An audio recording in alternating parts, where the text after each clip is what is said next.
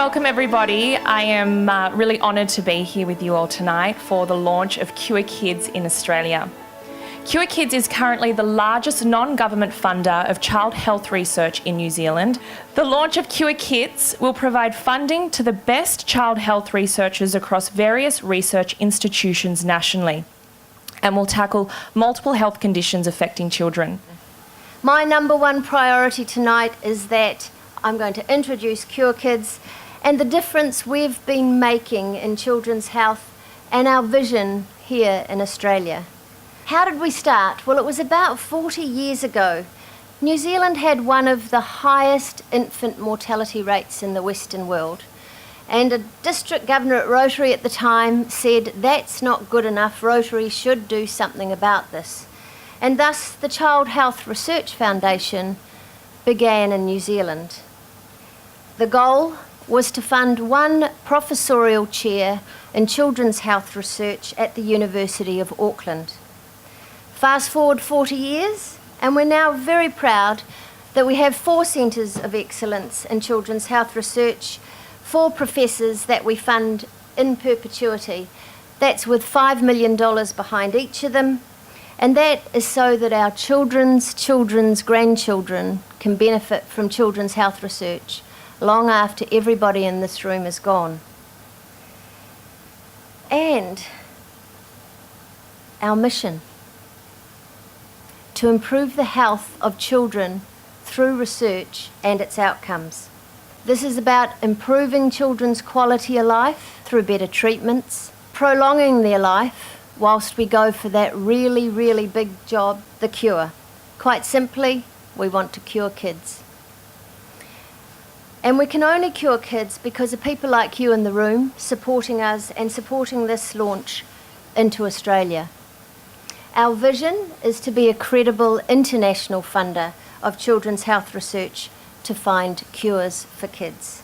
Our organisation's point of difference is that we research in all children's illnesses, not just one. And in Australia, our foundation partner is Pumpkin Patch. Pumpkin Patch have supported Cure Kids in New Zealand for 7 years and raised hundreds of thousands of dollars for this life-saving research. It's a phenomenal amount of money. We really can't thank them enough for their ongoing support.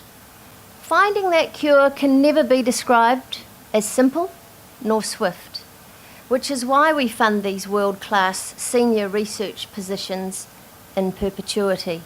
Our New Zealand researchers work collaboratively with Australia and with clinicians around the world to help find those answers for those illnesses that devastate the lives of young people. Another of our professors is Stephen Robertson. He's based in Otago in New Zealand, and 1 in 30 children in Australia, it is estimated, will have some form of genetic malformation. That's about 1 in every classroom in Australia.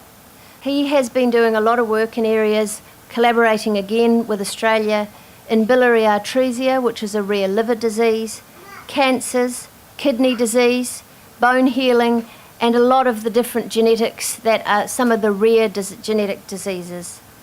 Another of our professors is Professor Ed Mitchell. Ed Mitchell has been recognised internationally and collaborated once again with Australians for many years in his work in sudden infant death syndrome.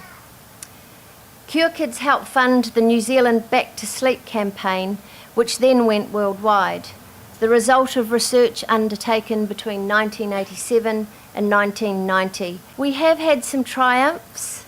We're proud to have played a critical role in a number of significant medical advances relating to a wide range of child health conditions, including cystic fibrosis, SIDS we've talked about, other sudden unexplained deaths in infants, hole-in-the-heart babies, burns, asthma, long QT, stillbirth, epilepsy, neonatal, the list goes on. So an example of a few. Cure Kids funding supported the discovery of a way to diagnose cystic fibrosis in newborn babies by using the heel prick test. Cure Kids funding also supported the development of a method of treating hole-in-the-heart babies, allowing them to survive until surgery could be organised. Both of these advances are used throughout the world today. More recently, Cure Kids funding has supported a collaboration between Australia and New Zealand researchers, which has, for the first time, identified causative genes in 2 types of epilepsy. These discoveries help to open the door to new clinical diagnostics, future targeted drugs, and one day, we hope, a cure for epilepsy. Research is the way in which we need to collaborate, and the Australian researchers need every penny we can raise for them.